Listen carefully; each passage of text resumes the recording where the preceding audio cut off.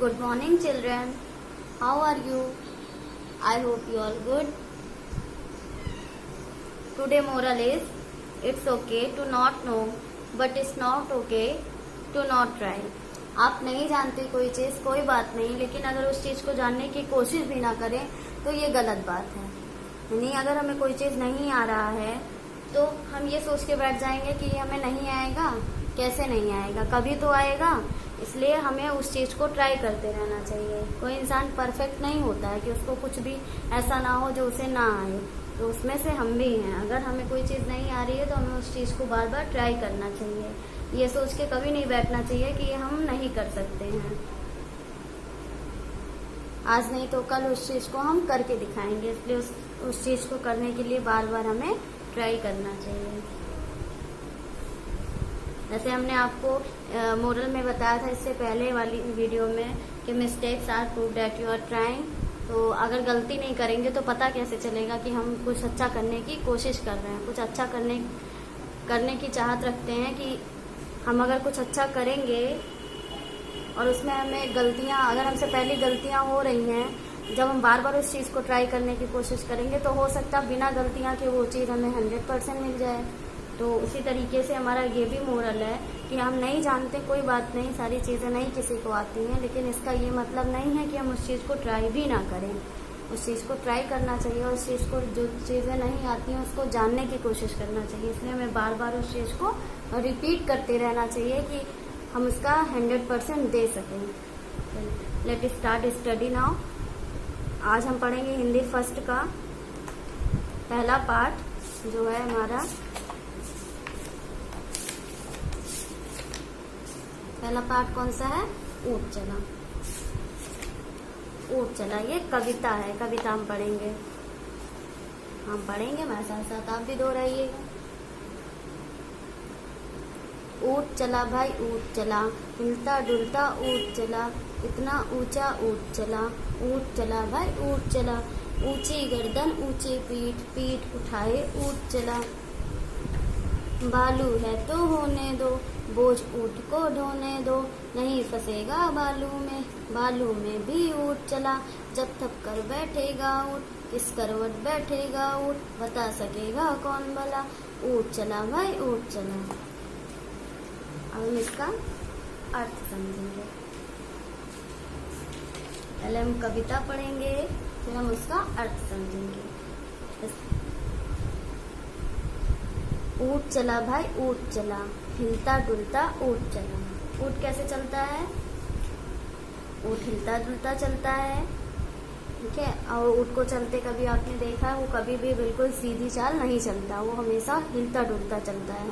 इतना ऊंचा ऊँट चला, ऊँट चला भाई ऊँट चला। इतना ऊंचा ऊँट कैसे होता है? ऊँट ऊंचा होता है और ये हिलता डुलता चलता है।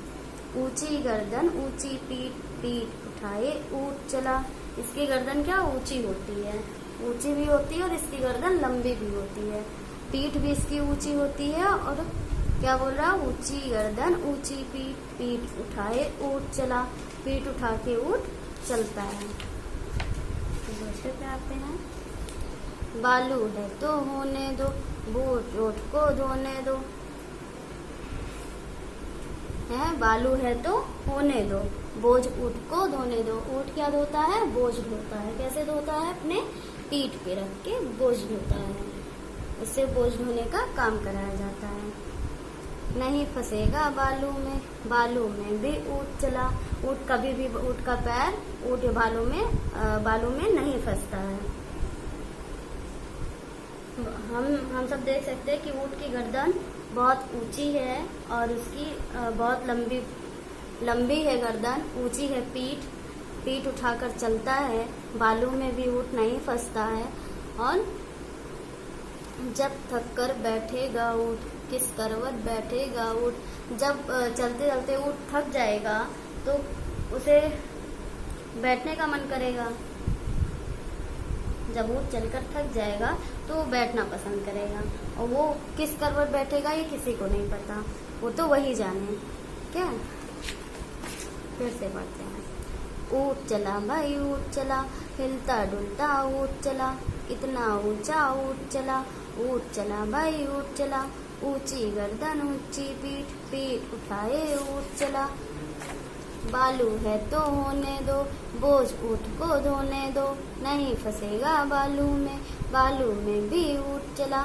जब थक कर बैठेगा ऊंट, किस करवट बैठेगा ऊंट, बता सकेगा कौन भला। ऊंट चला भाई ऊंट चला। ऊंट चलता है, उसकी गर्दन लंबी होती है, पीठ ऊंची होती है और पीठ उठाकर चलता है। कभी भी वो सीधे नहीं चलता, हमेशा हिलता डुलता चलता रहता है। और ऊंट क्या बोझ ढोने का काम करता है। ऊंट बोझ ढोता है और जब वो थक जाता है तो वो बैठ जाता है। बता सकेगा कौन भला, ऊंट चला भाई ऊंट चला। कौन बता सकेगा? कि आप बता सकते हैं कि ऊंट अगर थक जाएगा तो किस करवट बैठ जाएगा? सोचिए और बताइएगा हमें कि ऊंट अगर थकेगा तो वो किस करवट बैठेगा। ये इस कविता का मतलब हमें पता चल गया कि हमने पढ़ा ऊंट चला भाई ऊंट चला। हिलता डुलता ऊंट चला। ऊंट हिलता डुलता चलता है, उसकी गर्दन लंबी होती है, उसकी पीठ ऊंची होती है, वो रेत में बालू में नहीं फंसता है, वो बालू में आराम से चलता है। इसलिए सबसे ज्यादा ऊंट हम सबसे ज्यादा कहाँ देखते हैं? ऊंट सबसे ज्यादा रेगिस्तान में पाया जाता है, जहाँ बालू और रेत ज्यादा होती है। वहाँ इनको चलने में भी कोई दिक्कत नहीं होती है और ये बोझ उठा के दूर तक सफर कर सकते हैं। ठीक है, अब हम पढ़ेंगे झटपट कविता पढ़कर मजा लो। कुछ ऊंट ऊंचा, कुछ पूंछ ऊंची, कुछ ऊंचे ऊंट की पीठ ऊंची। अब जल्दी जल्दी बोलकर देखो, जीभ लड़खड़ा गई ना? कैसी लगी कविता?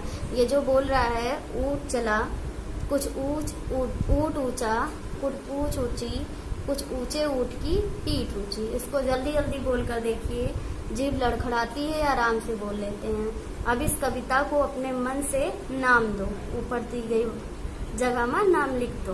अब हम इसको क्या करेंगे? इस कविता को नाम कौन सा देंगे? क्योंकि हमने इस कविता में पढ़ा ऊंट के बारे में, तो ऊंट के बारे में पढ़ा, इसमें क्या लिखा? ऊंट चला। तो हम इस कविता को भी क्या नाम दे देंगे? ऊंट चला।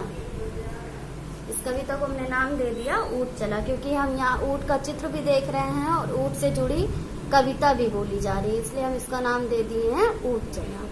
फिर है रेगिस्तान। ऊंट रेगिस्तान में ज्यादा मिलते हैं। अभी मैंने आपको बताया कि ऊंट सबसे ज्यादा रेगिस्तान में मिलते हैं। नीचे दो चित्र हैं, सही जगह पर ऊंट का चित्र बनाइए। अब आप बताइए, इस चित्र में ऊंट का चित्र डालना सही होगा या इस चित्र में? तो हमने अभी आपको बताया कि ऊंट आपको रेगिस्तान में सबसे ज्यादा दिखेंगे। तो यहाँ रेगिस्तान की कौन सी जगह है, ये या ये? हमारे हिसाब से तो ये है, ये रेगिस्तान की जगह, यहाँ ऊंट ज्यादा पाए जाएंगे। इसको रेत वगैरह हम देख रहे हैं ना, तो जब हम रेत देख रहे हैं तो जान जाएंगे रेगिस्तान की जगह है। तो रेगिस्तान की जगह यहाँ, इसलिए यहाँ ऊंट ज्यादा पाए जाएंगे। तो हम यहाँ ऊंट का चित्र बना देंगे एक अच्छा सा। फिर बालू या रेत कहाँ कहाँ मिलती है? हमने आपको बताया बालू या रेत हमको सबसे ज्यादा रेगिस्तान में मिलती है। फिर हम दूसरे पेज पे आते हैं। देखिए, कितना हिलता डुलता ऊंट चला, इतना ऊंचा ऊंट चला। एक हिलता डुलता ऊंट चला, इतना ऊंचा ऊंट चला। अभी हमने पढ़ा तो पूछ रहा कितना हिलता डुलता चला, इतना ऊंट। हम कितना कैसे बताएंगे? जब ऊंट चलेगा, वो हिले डुलेगा तो वो ज्यादा हिलता डुलता है। कभी भी हम जब ऊंट को चलते देखेंगे तो इस तरीके से वो चलता है जैसे लगता है कि अभी वो गिर जाएगा। उसके ऊपर बोझ भी ज्यादा होता है, इसलिए वो हिलता डुलता चलता भी है, क्योंकि उसकी गर्दन भी लंबी होती है, पीठ भी भारी होती है, ऊंची होती है, तो इसलिए वो हिलता डुलता रहता है। अब बताओ ऊंट कितना ऊंचा है? तुम्हारी कक्षा की दीवार जितना, हाथी जितना, बिजली के खंभे जितना। कितना है? आप तीनों में से देखिए कि ऊंट कितना ऊंचा है। हाथी जितना ऊंचा तो बिल्कुल नहीं है, बिजली के खंभे जैसा भी नहीं है, तुम्हारी कक्षा की दीवार जितना है। इसलिए हम यहाँ लिखेंगे हमारी कक्षा की दीवार जितना। साथ साथ फिल भी करते जाइए, इससे वर्क करने में आपको आसानी होगी। तो दूसरा है हाथी कितना मोटा? तुम्हारी माँ के संदूक जितना, ऊंट जितना, पहाड़ जितना, कितना है? हाथी कितना मोटा होता है? ऊंट जितना। जब हाथी ऊंट जैसा नहीं है तो हम कैसे बता सकते कि ऊंट जितना है? ऊंट जितना नहीं होता हाथी, ऊंट हाथी से ज्यादा लंबा होता है।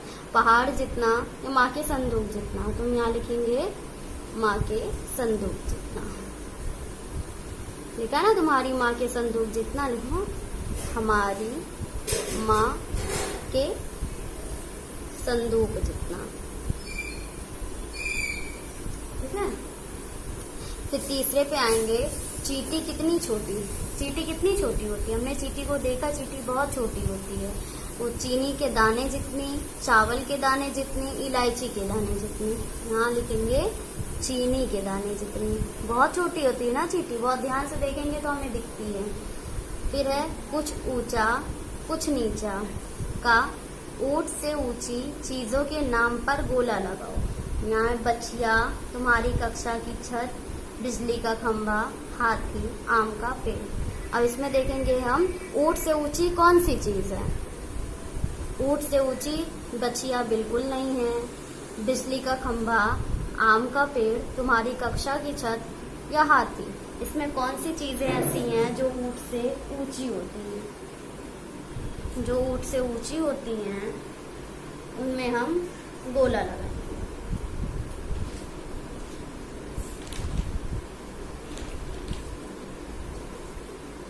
इसमें हम देखेंगे बिजली का खंभा, इस पे लगाइए गोला। फिर है आम का पेड़, इस पे लगाइए गोला। हाथी, ये तीनों चीज क्या है? ऊंट से ऊंची चीजों के नाम, इसमें नाम पर गोला बनाना है ना। मैंने आपको बताया कि ऊंट हाथी से ऊंचा होता है, यहाँ हम हाथी को भी लेंगे, आम का पेड़ और बिजली का खंभा। ये ऊंट से सारी ऊंची चीजें हैं। अब क्योंकि हम तुम्हारी कक्षा की छत पर नहीं लगा सकते हैं, हमने यहाँ क्या किया है, हमने दीवार जितना बताया ऊंट को, तो उससे पूछा गया है ऊंट से ऊंची चीजों के नाम लिखना है, पर गोला बनाना है। तो ऊंट, जब ये ऊंट के बराबर है तो इससे ऊपर की चीजों पे हम गोला लगाएंगे, तो इसलिए इसको छोड़ देंगे। और बछिया है तो जाहिर सी बात है ऊंट से छोटी ही है।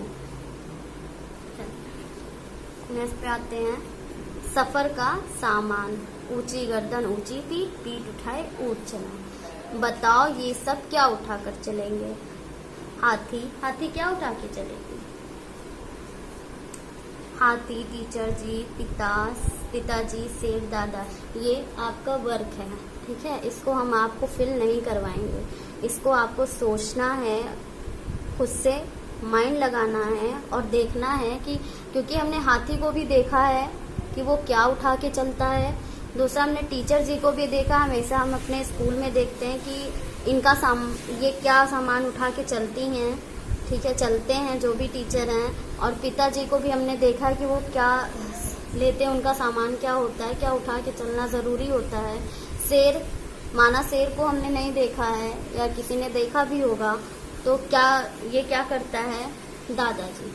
आप यहाँ क्वेश्चन फिर से पढ़िए, बताओ ये सब क्या उठा के चलेंगे? तो जो उठा के चलेंगे हम माइंड लगाएंगे, उसको अच्छे से सोचेंगे और सब में फिल करेंगे। ये आपका होमवर्क है, हम इसको अभी फिल नहीं करवाएंगे, ठीक है।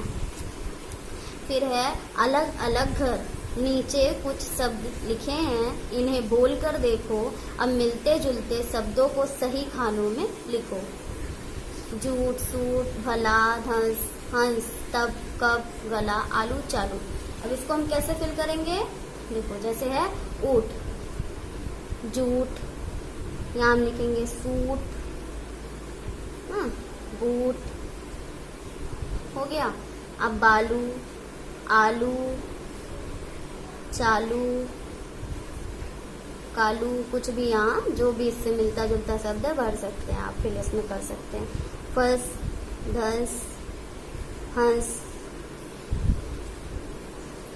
ठीक है। और ऐसे कुछ भी आप लिख सकते हैं, या जैसे हम आपको इतना बता रहे हैं कि हम यहाँ क्यों, इसको पहले अच्छे से समझ लीजिए, फिर आपको कोई दिक्कत नहीं होगी। ऊँट है, हम बोल रहे हैं, जो बोलने में हमें निकल रहा है, ऊँट, जूट, सूट, बूट, बालू, चालू, आलू, कालू, फस, हंस, दस। अब इसमें क्या, हम इसमें धस है, फस है, कुछ ऐसा सोचिए, ठीक है, उसको आप लिखिए। फिर इसमें तो आप लिख सकते हैं